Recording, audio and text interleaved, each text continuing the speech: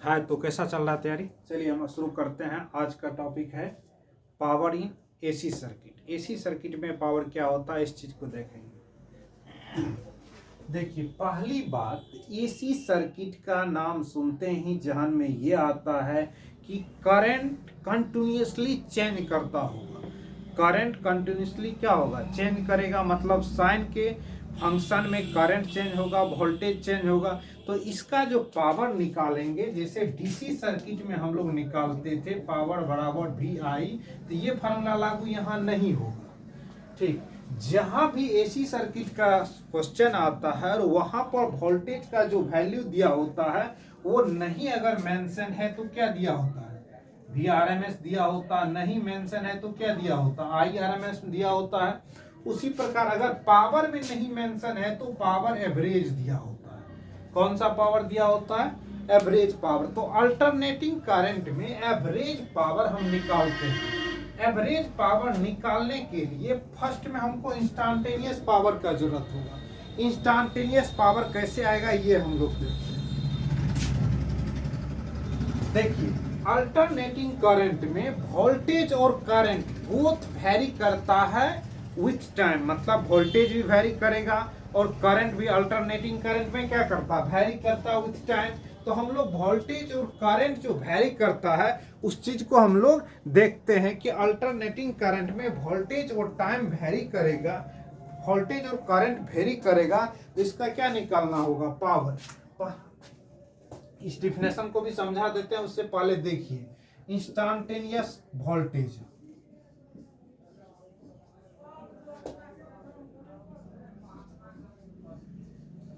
Instantaneous voltage v with time, मतलब time के साथ कैसे वैरी करेगा। v बराबर v not sine omega t होगा। और इंस्टेंटेनियस करंट, इंस्टेंटेनियस करंट मतलब करंट विथ टाइम के साथ हम लोग देखें तो I बराबर आई नॉट, फेज डिफरेंस कुछ मान लेते हैं दोनों के बीच में फाई। I बराबर आई नॉट साइन ओमेगा टी और फेज डिफरेंस क्या है, फाई है। तो इसका मतलब करंट और वोल्टेज बोथ आर क्या होगा, वैरी कर रहा है उस टाइम के साथ। इन एसी सर्किट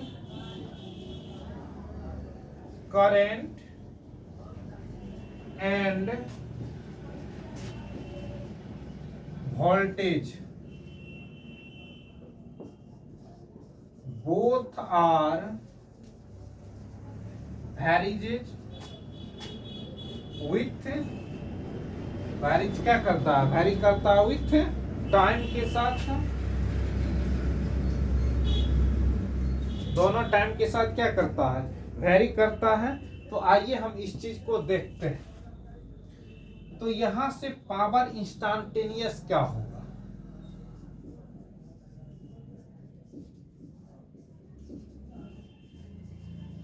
इंस्टेंटेनियस पावर का हम बात करें तो P भी टाइम के साथ लिखते हैं, क्या होगा, तो वोल्टेज विथ टाइम और करंट विथ टाइम, यही हमारा पावर होगा इंस्टेंटेनियस। यहां से हम मान रखते हैं तो देखते हैं V का V not sine omega t होगा और I का मान I not sine omega T plus क्या हो जाएगा, हाई। ये तो कौन सा पावर हो गया, इंस्टेंटेनियस पावर हुआ। लेकिन अल्टरनेटिंग करंट में और सर्किट में हमको कौन सा पावर चाहिए, generally AC power, average power चाहिए। तो एवरेज इसका निकालने के लिए क्या करते हैं, सीधा इसके ऊपर ये साइन लगा देते हैं या फिर रैकरिंग का साइन लगा देते हैं। इसका एवरेज वैल्यू निकालना है, क्या निकालना है, एवरेज वैल्यू। तो एवरेज वैल्यू जब निकालेंगे, इसको मिटाएंगे इसलिए चीज हम बता देते हैं। एवरेज वैल्यू जब निकालेंगे तो पावर पी एवरेज का वैल्यू आएगा I R M S V R M S I R M S cos phi, V R M S I R M S cos phi. देखिए डिफिनेशन में क्या लिखा हुआ, power dissipated in a circuit is the product of RMS value of voltage. Voltage का RMS value, किसी भी circuit में जो भी पावर डिसिपेटेड होता है, मतलब जो भी खर्च होता है, वो आरएमएस वैल्यू ऑफ वोल्टेज चाहिए। एंड साइन, करंट का साइन विथ फेज चाहिए। मतलब देखिए, current in A phase with RMS voltage, RMS voltage के साथ फेज में कितना है करंट, उसका कंपोनेंट चाहिए। इसको हम बोले तो आई आर एम एस को यहां से लिख सकते हैं आई वी नॉट बाय √2 और आई नॉट बाय √2 cos फाई। इसी को तो बोला जाता है ना वी आर एम एस, इसको बोला जाता है आई आर एम एस। ये चीज अभी हमको प्रूव करके देखेंगे कि वी आर एम एस कैसे आया और I R M S cos phi कैसे आया। वही यहाँ लिखा हुआ था, product of RMS value of voltage and component of current in phase with RMS voltage। मतलब RMS वोल्टेज का जो RMS वोल्टेज के साथ करंट का जो फेज होगा उसका कंपोनेंट चाहिए, तब हमको क्या मिलेगा, पावर मिलेगा। सीधे शब्दों में कहें तो VRMS चाहिए, IRMS चाहिए और cos फाई चाहिए। cos फाई क्या है, दैट इज अ फेज है। cos फाई क्या है, फेज है। आइए हम लोग देखते हैं, इसका एवरेज वैल्यू निकालते हैं तो वही रिजल्ट आएगा।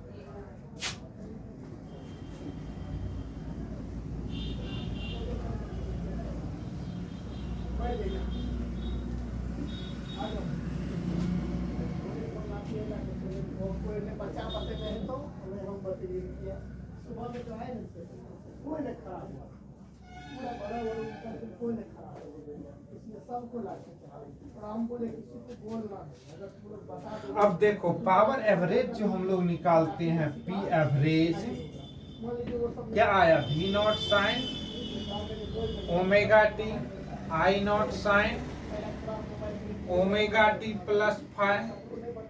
इसका क्या करना, एवरेज लेना है। ठीक, एवरेज लेना है तो चलिए हम लोग देखते हैं। V naught I naught common ले लेते हैं, साइन ओमेगा टी अवेलेबल है। यहाँ पर क्या है, sine omega t, sine a plus b का फॉर्मूला क्या होता है, sine a into cos b plus cos a into sine b. ये फॉर्मूला आ चुका है। अब यहां से देखो भी न, अच्छा सबका एवरेज लेना है, ये पता है ना। अब यहां से साइन ओमेगा टी आया, इसको खोलो, फिर साइन ओमेगा टी मतलब साइन साइन गुना होकर के साइन स्क्वायर ओमेगा टी आ जाएगा। ठीक, यहां से अवेलेबल है कॉस फाई प्लस, इस दोनों को देखोगे तो sign omega T cos omega T और साथ में क्या निकला है, साइन फाई। क्या अवेलेबल है, साइन फाई है।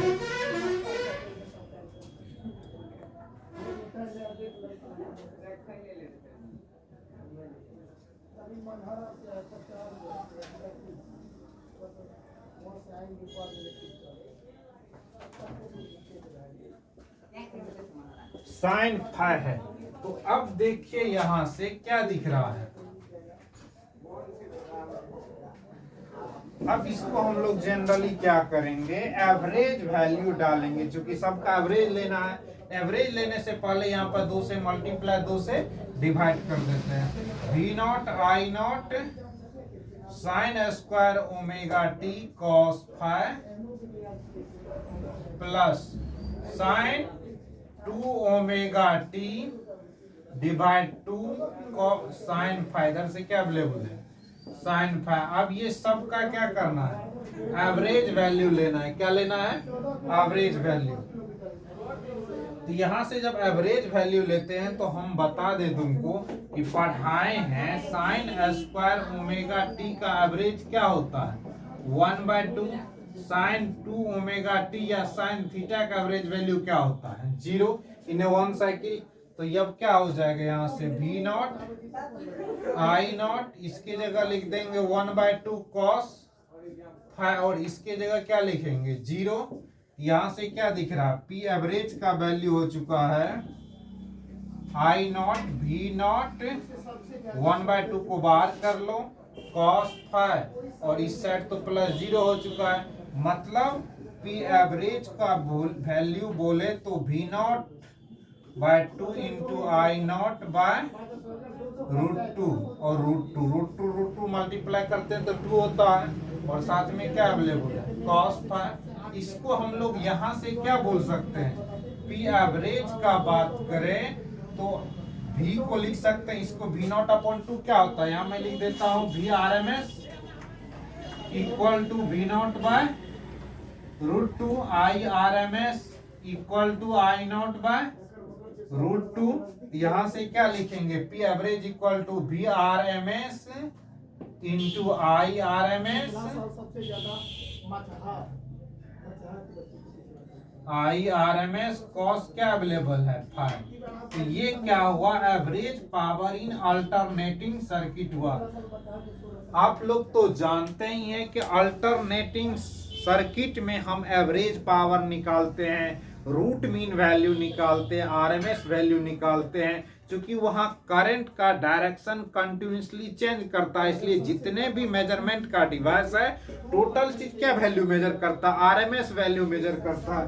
तो आरएमएस क्या हो गया, V RMS I RMS cos phi, मतलब वोल्टेज का RMS वैल्यू लेंगे, करंट का RMS वैल्यू लेंगे, विथ वोल्टेज के साथ फेज होना चाहिए, वोल्टेज का साथ क्या होना चाहिए, फेज होना चाहिए। तो इसको पहुंच करके लिखो,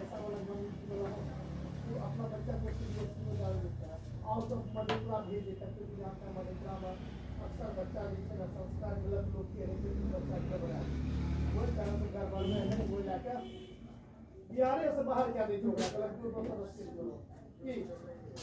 दूसरे जगह छोड़ दे, जिसके पास पैसा है, जिसके पास लगी है, उसको लिख लिया। ठीक, देखते हैं हम लोग नेक्स्ट टॉपिक, चॉक क्वाइल।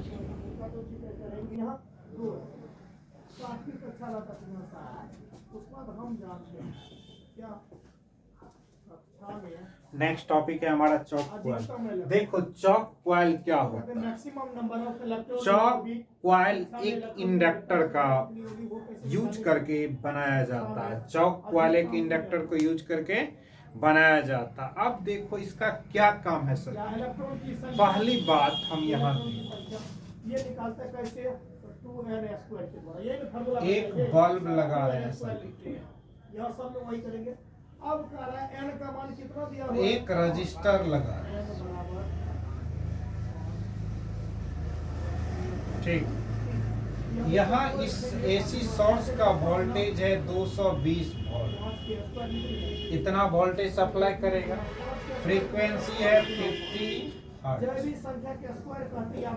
यहाँ कोई रेजिस्टेंस है R, बल्ब भी जो लगाया हुआ है ये भी एक प्रकार का रेजिस्टेंस ही होगा, बल्ब ही है। मान के चलो कि इसका 100 ओम रेजिस्टेंस है, कितना ओम है 100 ओम, और ये मान के चलो 150 ओम का रेजिस्टेंस। अगर ये रेजिस्टेंस हटा लेते हैं तो ये बल्ब 200 वोल्टेज से फ्यूज हो जाए, 110 या 100 वोल्ट का बल्ब भी मान लो, ठीक। जैसे यहाँ से हम रेजिस्टेंस को हटा लेते हैं और करंट देंगे तो ये बल्ब क्या हो जाएगा, फ्यूज हो जाएगा। इसको सेव करने के लिए हम इस सर्किट में क्या लगाए हैं, एक रेजिस्टेंस लगाए हैं, जो इसका आप देखो रेजिस्टेंस अगर लगा दिए तो V बराबर क्या होता है IR, यहाँ से कुछ वोल्टेज ये खा जाएगा, जब ये वोल्टेज कम कर देगा तो इसके पास वोल्टेज कम जाएगा तो बल्ब फ्यूज नहीं होगा। लेकिन वोल्टेज तो कम करेगा, लेकिन इसके साथ साथ क्या कर देगा, हीट प्रोड्यूस कर देगा। H equal to I square RT का नाम सुना है, पावर P इक्वल टू क्या होता है VI होता है।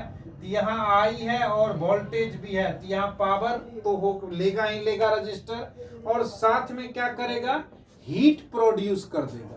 हीट प्रोड्यूस करेगा तो एनर्जी का लॉस होगा, बल्ब जलेगा, सही है, ठीक। लेकिन 220 वोल्ट जो दे रहे हैं हम लोग, ये सर्किट में कंप्लीट क्या हो जाता है, रेजिस्टेंस इसका यूज कर लेता है, और वो किस में कन्वर्ट हो जाता है, हीट में कन्वर्ट हो जाता।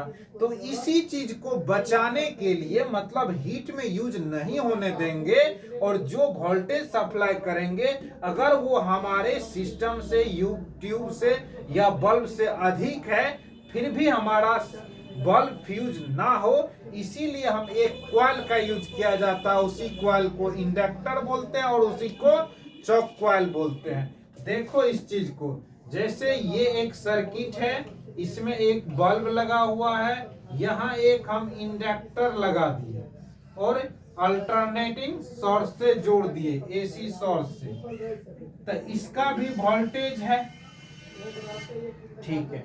लेकिन तुमको पता है जिस डायरेक्शन में करंट इंडक्टर में जाता है, ठीक करंट उसके अपोजिट डायरेक्शन में इंडक्टर में इंड्यूस्ड करंट प्रोड्यूस होता है। अगर इधर से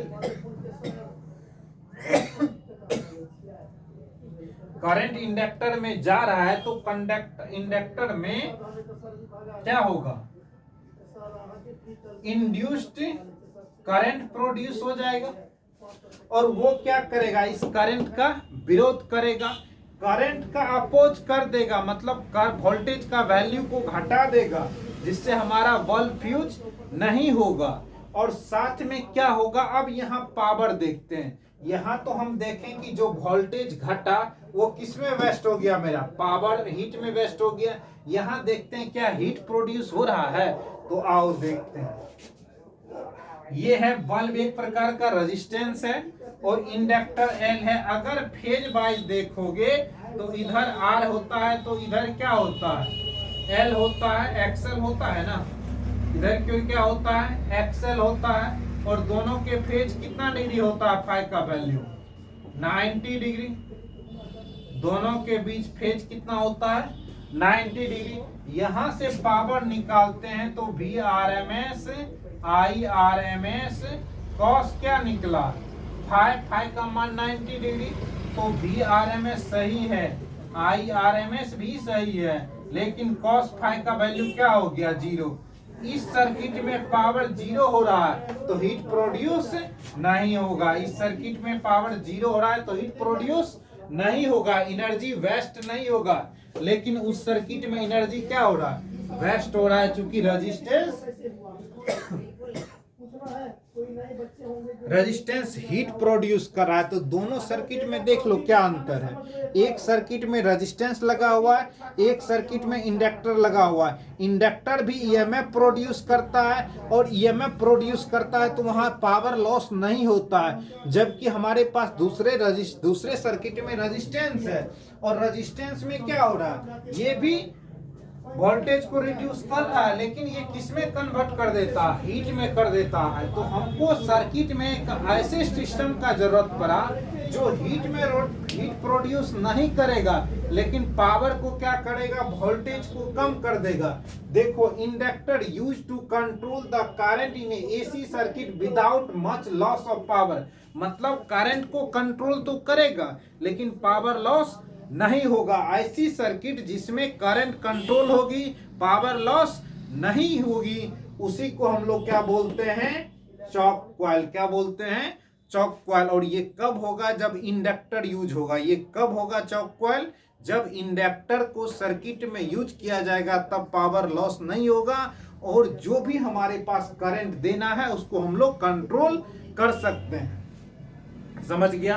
लेकिन यही रेजिस्टेंस लगाते हैं तो क्या हो जाता है, देख लो, हीट प्रोड्यूस हो जाता है तो पावर वेस्ट हो जाएगा, उसमें पावर क्या होगा, वेस्ट नहीं होगा। इस फिगर को ड्रॉ करो।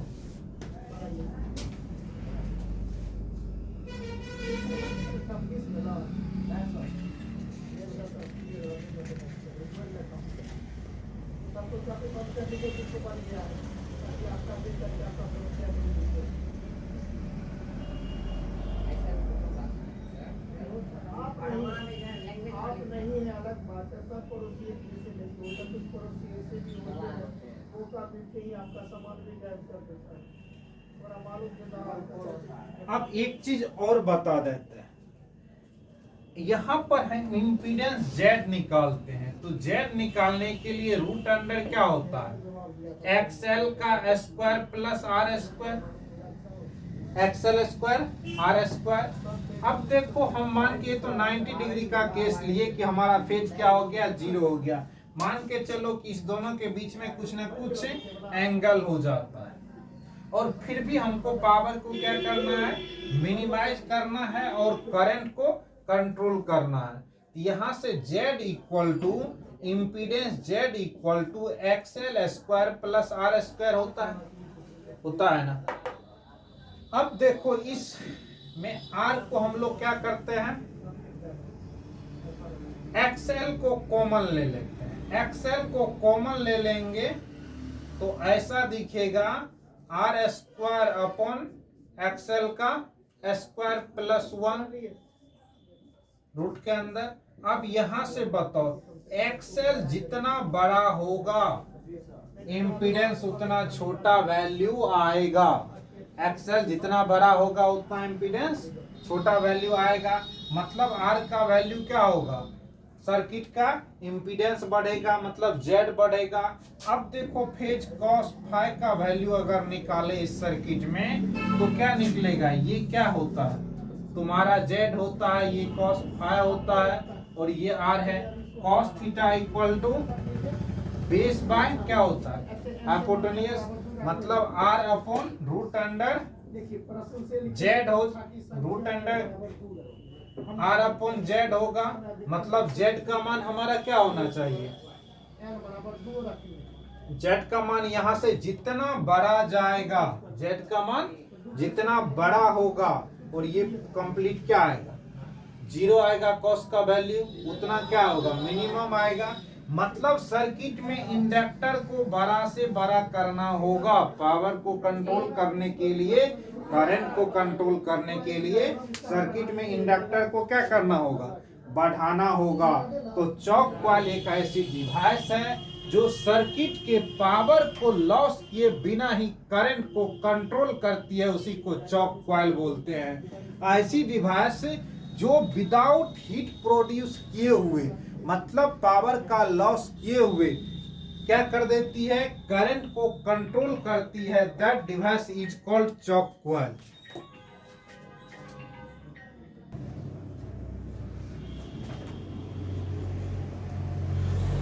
चलो अब हम लोग देखते हैं ट्रांसफार्मर। ट्रांसफार्मर क्या होता है, पहली बात बता दें, ट्रांसफार्मर सीधा समझो एक ऐसा डिवाइस है जो वोल्टेज को इंक्रीज करता है और डिक्रीज करता है, साथ साथ करंट भी इंक्रीज होता है और डिक्रीज होता है। जब वोल्टेज इंक्रीज होगा तो करंट डिक्रीज होगा, एट ए सेम टाइम होता है। जब करंट डिक्रीज होगा तो वोल्टेज इंक्रीज होगा। ये कैसे होता है, इस चीज को देखो।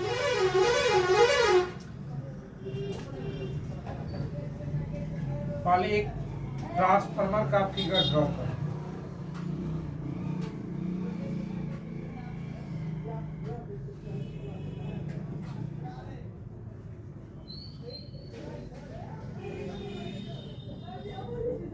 ठीक,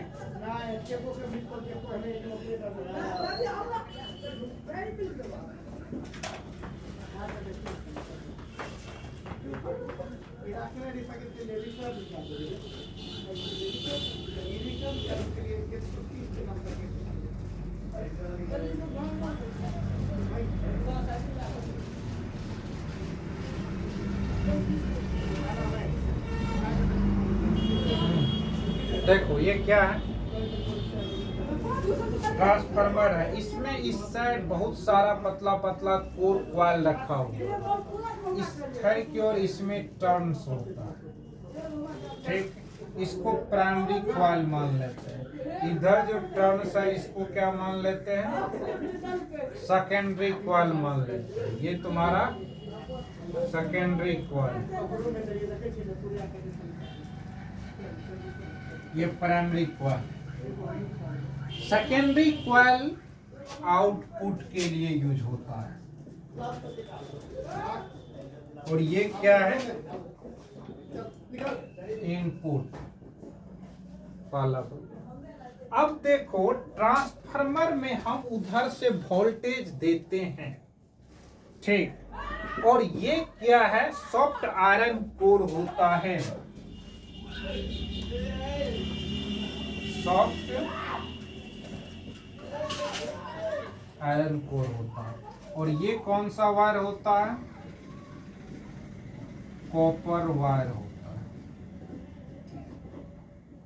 ठीक, ये प्राइमरी कॉइल हो गया। और ये कौन सा कॉइल हो गया? सेकेंडरी कॉइल हो गया। अगर ये आइडियल ट्रांसफार्मर है और आइडियल ट्रांसफार्मर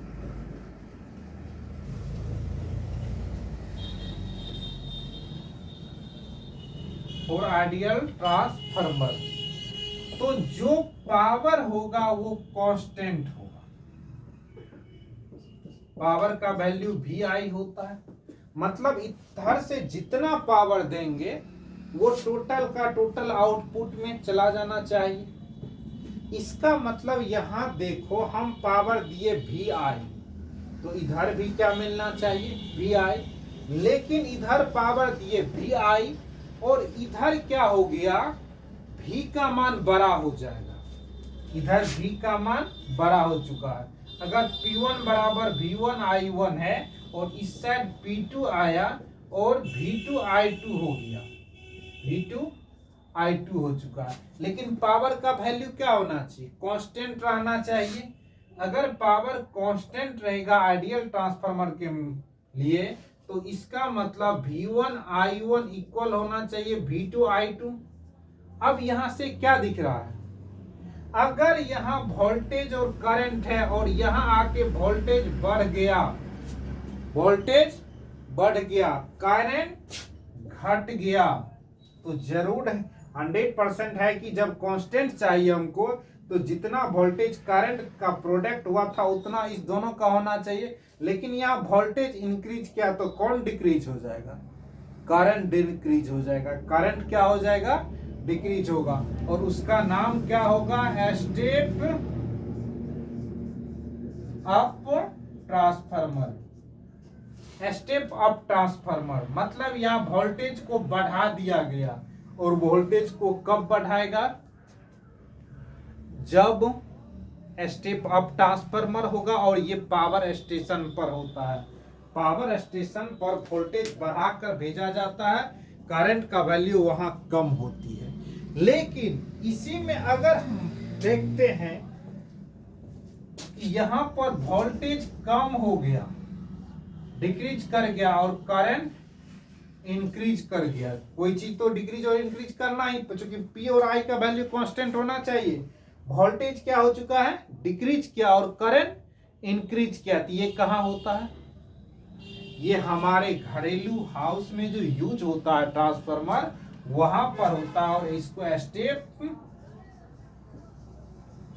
डाउन ट्रांसफार्मर कहते हैं। स्टेप डाउन ट्रांसफार्मर में वोल्टेज डिक्रीज होता है, करंट इंक्रीज होता है। ठीक। और स्टेप अप में वोल्टेज इंक्रीज होता है, करंट डिक्रीज होता है। ये पावर स्टेशन पर यूज होता है और ये हाउस होल्डिंग होता है, मतलब घरेलू यूज के लिए होता है।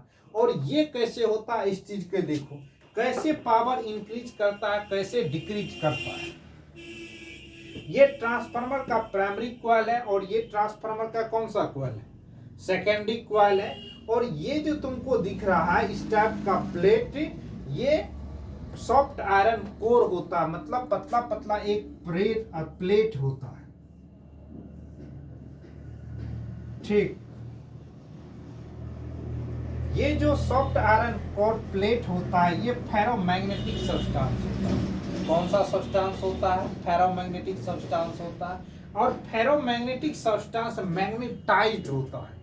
फेरोमैग्नेटिक सब्सटेंस क्या होता है? मैग्नेटाइज्ड होता है, एज पॉसिबल एज होता है। मतलब इसमें मैग्नेटिक फील्ड आएगा तो ये क्या होगा?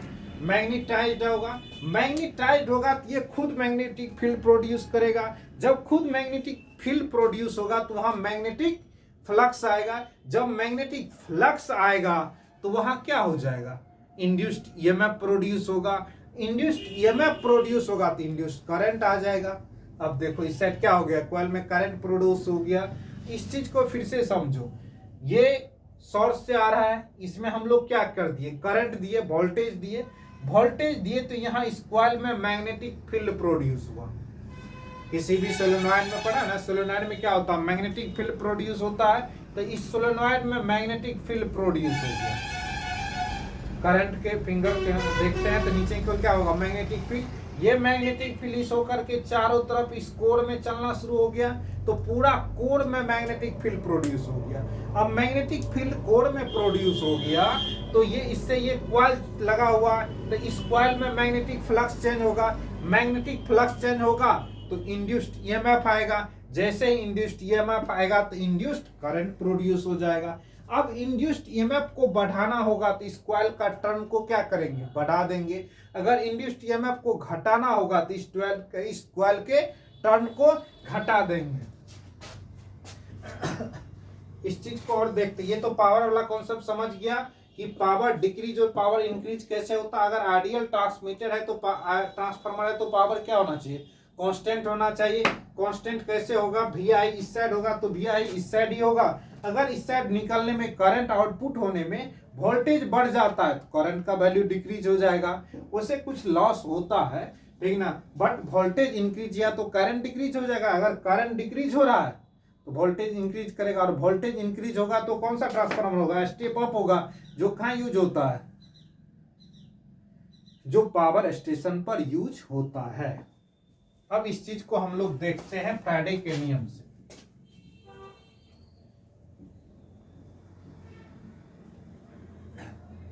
फैराडे के लॉ के अनुसार क्या बोलता है, ईएमएफ इंड्यूस्ड ईएमएफ कितना होता है।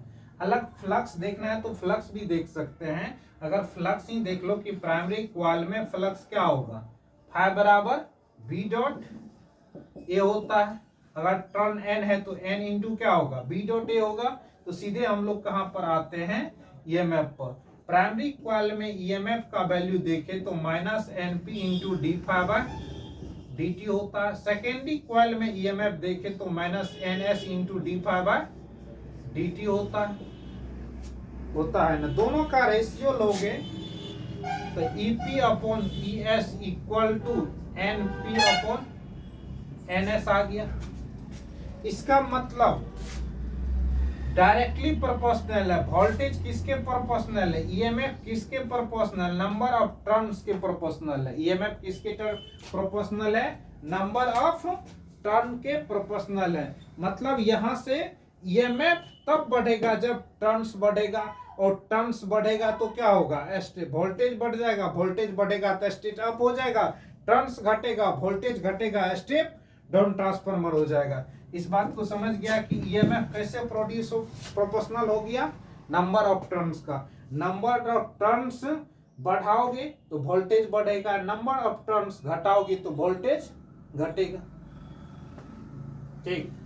और अभी तुमने देखा था कि P और V को अगर हम देखते हैं, P बराबर वी आई में, यहाँ पर क्या हो रहा है, वोल्टेज बढ़ रहा है तो करंट क्या हो रहा है, डिक्रीज हो रहा है। मतलब वोल्टेज इनवर्सली प्रोपोर्शनल टू क्या है, करंट है। वोल्टेज बढ़ेगा तो करंट घटेगा। यहाँ पर दिख रहा है, अगर यहाँ पर स्टेप वाइज करोगे तो I S upon I P हो जाता है, आई पी। इसको कैसे समझो, देखो प्राइमरी में वोल्टेज बढ़ा तो करंट क्या होगा, डिक्रीज कर जाएगा। वोल्टेज बढ़ा तो करंट क्या हो जाएगा तुम्हारा, प्राइमरी में डिक्रीज करेगा तो इनवर्सली प्रोपोर्शनल है ना। अगर तुम्हारा सेकेंडरी है ये, वोल्टेज इसमें बढ़ गया तो क्या हो जाएगा, करंट इसमें घट जाएगा। तो ये रहा तुम्हारा क्या रिलेशन। इसको ट्रांसफर रेशियो बोला जाता है, ट्रांसफार्मर रेशियो बोला जाता है।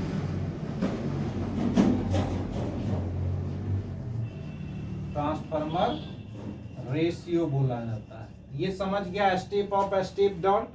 स्टेप अप पावर स्टेशन पे यूज होता है, स्टेप अप वोल्टेज बढ़ाता है। वोल्टेज कब बढ़ेगा, जब नंबर ऑफ टर्न्स बढ़ेगा, और करंट क्या होगा, घटेगा।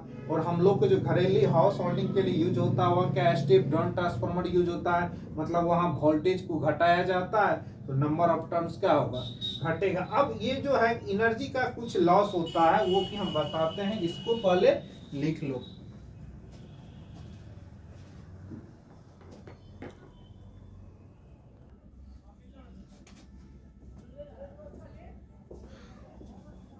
अब एक चीज देखो, लॉ वोल्टेज, लॉ वोल्टेज, इस वक्त लॉ वोल्टेज होगा उस वक्त क्या होगा, हाई करंट होगा। ठीक, इसको क्या करेगा, कन्वर्ट करेगा किस में, हाई वोल्टेज में। करंट क्या हो जाएगा, लॉ हो जाएगा, लॉ करंट हो जाएगा। जब हाई वोल्टेज हो गया, लॉ करंट होगा तो नंबर ऑफ टर्न्स भी क्या होगा, अधिक होगा। तो मतलब ये जो ट्रांसफार्मर होगा क्या होगा, स्टेप अप ट्रांसफार्मर होगा। मतलब ES is greater than EP, secondary में ज्यादा हो जाएगा, EP ग्रेटर देन होगा, मतलब NS ग्रेटर देन क्या होगा, NP हो जाएगा। वोल्टेज बढ़ेगा तो नंबर टर्न्स भी बढ़ेगा। अब दूसरा देखो,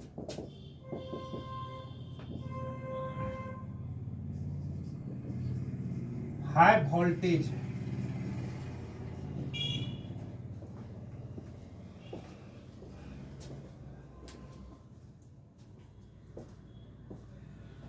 हाई वोल्टेज है यहां पर, तो करंट क्या होगा, लॉक करंट होगा। हाई वोल्टेज लॉक करंट, ये किसमें कन्वर्ट करेगा, लॉ वोल्टेज और हाई करंट होगा। और ये कौन सा ट्रांसफार्मर में होगा, स्टेप डाउन ट्रांसफार्मर में होगा। इसका EP क्या होगा, ग्रेटर देन ES, लेकिन नंबर ऑफ टर्न्स क्या होगा। अच्छा, इसमें करंट का भी बता देता हूं, NP ग्रेटर देन NS हो जाएगा।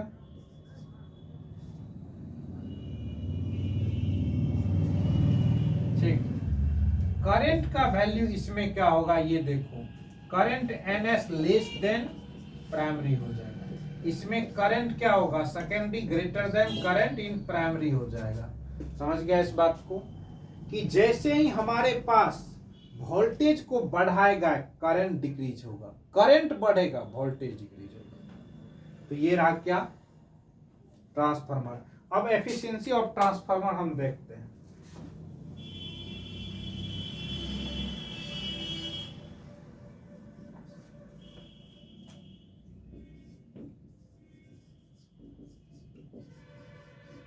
एफिशिएंसी ऑफ ट्रांसफार्मर, इसको देखोगे तो आउटपुट पावर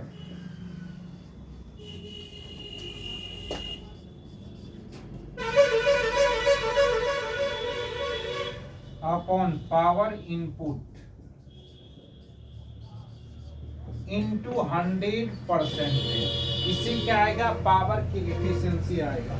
और पावर एफिशिएंट ट्रांसफार्मर कब होगा, जब आइडियल होगा, और 100% नहीं होता है, बट 99% आइडियल ट्रांसफार्मर अवेलेबल है। लिखो इसको,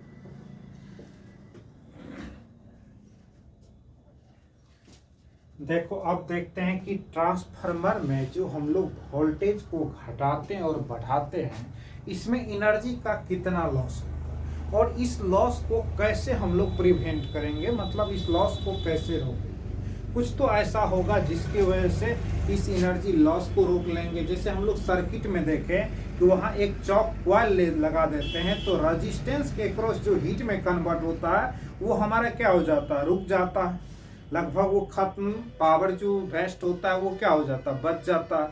उसी प्रकार हम देखेंगे कि ट्रांसफार्मर में भी जो पावर का लॉस हो रहा है वो लॉस कैसे बचेगा। तो लॉस किस किस कारण से होता होगा, पहले वो चीज देख लेते हैं। तो देखें कि प्राइमरी कॉइल में अगर ये तुम्हारा ट्रांसफार्मर है मान लो, तो इसमें जो प्राइमरी कॉइल है इसमें जितना फ्लक्स प्रोड्यूस हुआ वो टोटल अगर सेकेंडरी कॉइल में हमारा कन्वर्ट हो जाए फ्लक्स चेंजिंग के रूप में तो ईएमएस कंप्लीट मिल जाएगा। तो ये अगर कंप्लीट हो जाता है तब तो आइडियल ट्रांसफार्मर हो जाएगा। अगर कंप्लीट नहीं होता है, कुछ लीक हो जाता है, तो वही क्या होगा, लॉस होगा। इस चीज को कैसे रोकेंगे, इस चीज को हम लोग देख रहे हैं। तो देखो, तो पहला बात, एक ऐसा मटेरियल होना चाहिए जो ज्यादा से ज्यादा मैग्नेटाइज्ड हो। क्या हो, मैग्नेटाइज्ड हो। ये कॉइल से फ्लक्स इस होकर के कुछ इस टाइप से निकलेगा, फिर इस टाइप से निकलेगा, इधर से भी निकलेगा, कुछ फ्लक्स बाहर चला जाएगा। ये जो यहाँ तक कोर है इसके बाहर चला जाएगा। जो बाहर जाएगा वो फ्लक्स तो इस कॉइल में नहीं पहुंच पाएगा। जो कोर में ये मैग्नेट, ये जो कोर है हमारा सॉफ्ट आयरन कोर, इसमें जो मैग्नेटिक फील्ड जाएगा वही मैग्नेटाइज्ड करेगा, वही मैग्नेटाइज्ड करेगा तो उससे फील्ड निकलेगा, इस कॉइल में जाएगा। जो यहाँ पर मैग्नेटाइज नहीं कर पाएगा, फील्ड बच जाएगा, वही यहाँ तक इस कॉइल तक नहीं पहुंच पाएगा, तो वही मैग्नेटिक फील्ड क्या होगा, लीकेज होगा, वही मैग्नेटिक फ्लक्स का लीक होगा। मतलब कंप्लीट मैग्नेटिक फ्लक्स वहां नहीं पहुंच पाया। इसीलिए हम लोग यहाँ सॉफ्ट आयरन कोर का यूज करते हैं, जो एक के ऊपर कई प्लेट रख करके बनाया जाता है। Soft iron core, soft iron core के यूज करने से हमारा फ्लक्स लीकेज कम हो जाता है और ज्यादा से ज्यादा मैग्नेटिक फील्ड उस कॉइल तक पहुंच जाता है और चेंज हो जाता है, मैग्नेटिक फ्लक्स में बदल जाता है। अब आता है कि ये जो हम लोग कॉपर वायर लगा रहे हैं, इसका भी तो कुछ ना कुछ रेजिस्टेंस होगा, उसका भी कुछ रेजिस्टेंस है। इस रेजिस्टेंस के कारण भी तो कुछ करंट का फ्लक्स, वहां करंट सप्लाई नहीं होता होगा, फ्लक्स कंप्लीटली वहां नहीं पहुंच पाता होगा। तो कंप्लीटली फ्लक्स जो मैग्नेटिक फील्ड चेंज करने नहीं कर पाता होगा, जैसे करंट इसमें कम हुआ तो मैग्नेटिक फील्ड कम होगा, मैग्नेटिक फील्ड कम होगा तो मैग्नेटिक फ्लक्स कम होगा, मैग्नेटिक फ्लक्स कम होगा तो उधर की ओर इंड्यूस्ड करंट जो जाएगा जिससे वहां पर मैग्नेटिक फील्ड प्रोड्यूस होगा वो भी क्या होगा, कम होगा। तो इसके लिए कॉपर वायर यूज करते हैं। अब रेजिस्टेंस R इक्वल टू क्या होता है, रो L/A। अब इस कॉपर वायर का थिकनेस अगर एरिया को बड़ा किया जाए तो ये क्या हो जाएगा, रेजिस्टेंस मिनिमम होगा। तो ये उपाय है कि सॉफ्ट आयरन कोर यूज कर देंगे। दूसरा क्या करेंगे, इसका रेजिस्टेंस मिनिमम करने के लिए कॉपर वायर यूज करेंगे और उसका एरिया क्या कर लेंगे, ज्यादा कर देंगे। ठीक, अब है हेरिस्टिस लॉस। हिस्टैरिसीस लॉस, ये कैसे लॉस हो जाता है ये देखो। अगर मैग्नेटिक फील्ड के कारण सब्सटेंस मैग्नेटाइज फास्ट नहीं होता है तो कुछ तो वेस्ट चला गया ना, वो मैग्नेटिक फील्ड को मैग्नेटाइज करने में। अगर कंप्लीट फास्ट मैग्नेटाइज्ड हो जाता है, अगर फास्ट मैग्नेटाइज हो जाता है तो इससे मैग्नेटिक फ्लक्स निकलने लगेगा। मैग्नेटिक फ्लक्स निकलेगा तो इसमें क्या होगा, इंड्यूस्ड ईएमएफ प्रोड्यूस हो जाएगा, क्योंकि यही कॉइल ना यहाँ से यहाँ तक रहता है। तो अगर ये मैग्नेटिक फील्ड फास्ट चलने लगा तो इसमें फास्ट मैग्नेटिक फ्लक्स होगा और में इंड्यूस्ड ईएमएफ हो जाएगा। तो इसीलिए ये कौन सा लेते हैं, सॉफ्ट आयरन कोर लेते हैं। ठीक, अब देखो ईडी करंट। ईडी करंट तो बहुत ही आसान है, तुम लोग तो जानते ही। ईडी करंट का मतलब होता है भंवर धारा। भंवर धारा का मतलब क्या होता है, भंवर धारा ईडी करंट वहां होता है, दूसरे शब्द में कहेंगे सर्कुलर करंट, चक्री करंट, सर्कुलर करंट। साइक्लोट्रॉन में भी सर्कुलर करंट होता है, ये क्या होगा, चक्री करंट होता है। ये क्या होता है, किसी भी प्लेट से अगर मैग्नेटिक फील्ड चेंज हो रहा है तो वहां एक सरफेस पर सर्कुलर करंट प्रोड्यूस हो जाता है। कौन सा करंट प्रोड्यूस हो जाता है, सर्कुलर करंट प्रोड्यूस हो जाता है। अगर सर्कुलर करंट प्रोड्यूस हो गया, सर्कुलर करंट प्रोड्यूस होगा तो इसी वही ईडी करंट है। उसी को कम करने के लिए हम लोग क्या करते हैं, इस प्लेट के ऊपर कई प्लेट रखते हैं और उसमें इंसुलेटेड लिक्विड रखा जाता है। ठीक, तो जिससे क्या होता है, मैग्नेटिक फ्लक्स के कारण ईडी करंट कम प्रोड्यूस होता है और ट्रांसफार्मर का एनर्जी लॉस नहीं के बराबर होता है, पावर लॉस नहीं होता है। तो ये क्या था, एनर्जी का लॉस ट्रांसफार्मर में कैसे होता है, फ्लक्स लीकेज को कम करके रेजिस्टेंस के वाइंडिंग को अच्छे क्वालिटी के कॉपर वायर से करेंगे। मैग्नेटिक फील्ड फास्ट प्रोड्यूस होगा तो हेरिटेज लॉसेस कम होगा। ईडी करंट होगा। ईडी करंट का जो लॉस है वो तो सर्कुलर लॉस है, मतलब बराबर धाराएं हैं। जहां मैग्नेटिक फील्ड चेंज होगा तो वहां पर ईडी करंट प्रोड्यूस होगा। तो ईडी करंट के लिए हम लोग प्लेट को इस तरह से रखेंगे, यहाँ पर मोटा से मोटा प्लेट रखेंगे, सभी के बीच में इंसुलेटेड लिक्विड होगा। तो इससे क्या हो जाएगा, हमारा ईडी करंट कम प्रोड्यूस होगा।